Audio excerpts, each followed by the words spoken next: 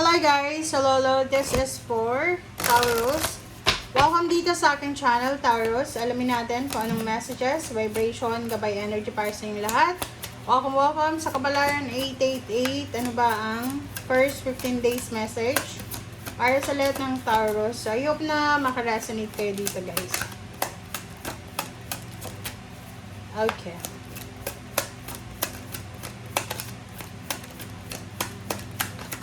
Okay, first card natin is from Grace and Antoinette. To help heal the situation, Taurus, see the other person's point of view with compassion.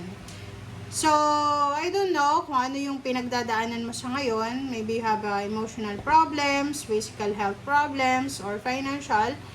But sinasabi ng barahan na para daw gumaling, para maayos yung sugat, para maayos yung situation, kinakailangan nyo daw na maging compassionate sa tao na, like for example, kung may kaaway ka, kailangan mong kumbaga i-check din kung ano yung emotion, kung ano yung kalagayan ng taong kaaway mo. Okay?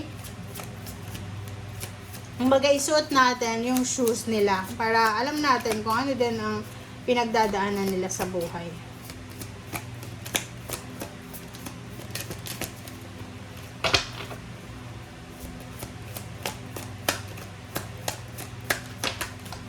Okay. Next card natin ay Bridget. Okay, so from Bridget, sinasabi ng baraha, caution is warranted. Look deeper into the situation. So, mag-iingat ka. You need to be careful. If you're planning to, like for example, makipag-break, makipaghiwalay, i-burn yung mga bridges na yan, make sure na ready ka sa consequences. And sinasabi ng baraha, bago ka mag-proceed sa kung ano man na decision making mo, look deeper. Okay? So, sinasabi mag-iingat tayo. Huwag tayong magmamadali. Okay? Kailangan mong like baka stress ka lang, pagod ka lang, may problema ka sa pera or anything. So, you need to verify the other person, the other party, or the other situation. Alright. So, this is for Taurus.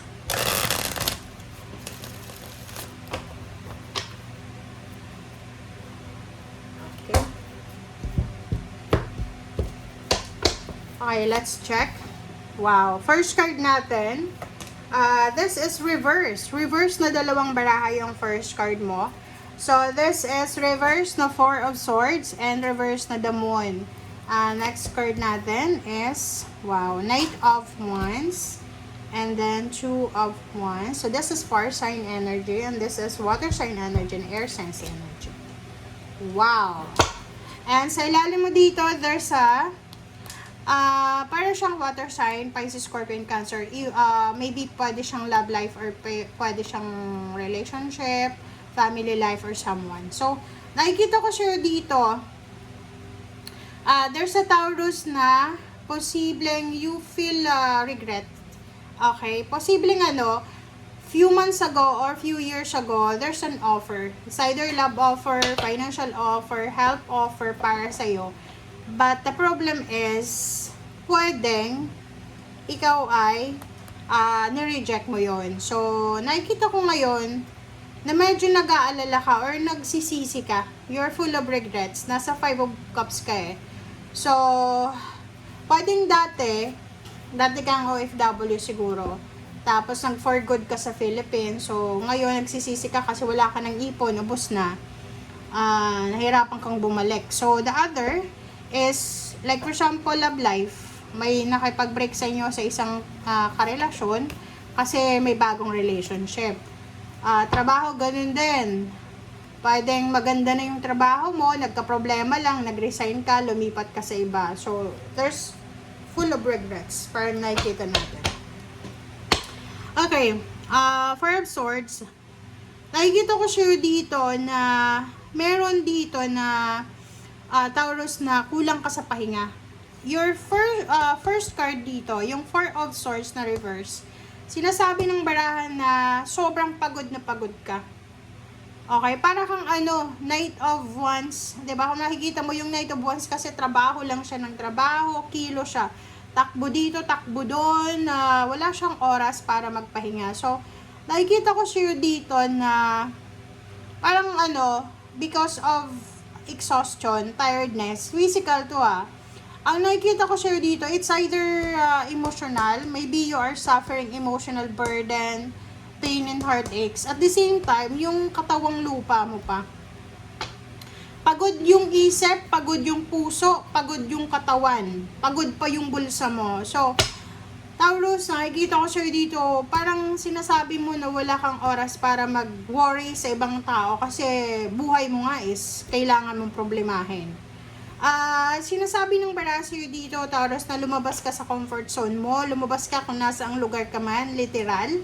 Kasi there's a good news coming here Okay? There's a good news, there's a parang risky decision na posibleng kailangan mong gawin para makalabas ka sa sitwasyon mo na yan na nakakapagod. Okay? Parang nakikita ko hindi ka nakakatulog ng maganda sa gabi, may disturbance, parang ganon. Pwedeng hindi maganda yung location mo, maingay, or pwedeng nasa magulo kang lugar. And dito sa barang to, sinasabi ng barang na kailangan mo daw mag-decide. Kailangan mong mag-take ng risk kung gusto mong makaalis dyan sa situation mo na yan. Okay, so this is for the Four of Swords na reverse. Bakit ka ba pagod na pagod? Let's check. Kahit ba pagod na pagod tong Taurus na to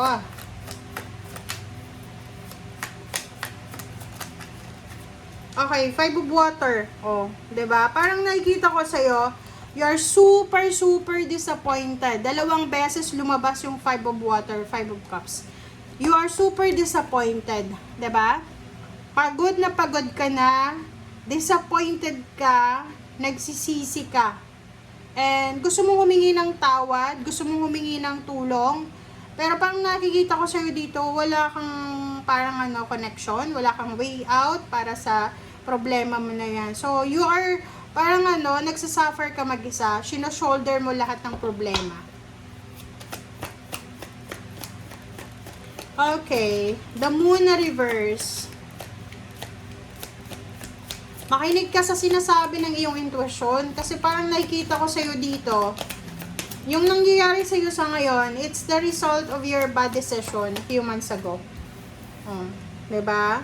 Sabi ng baraha sa'yo dito, sabi ko sa'yo kanina, kailangan mong lumabas sa comfort zone mo, kailangan mong lumabas yan sa sitwasyon mo. Kung nakakapagod na, alam mo ba, tao ka lang. Okay? Hindi kasi superwoman, hindi ka rin si Superman. Lalo na kung yung problema mo, may problema ka na sa pera, problema pa yung relationship mo, problema pa yung pamilya, problema pa yung health mo.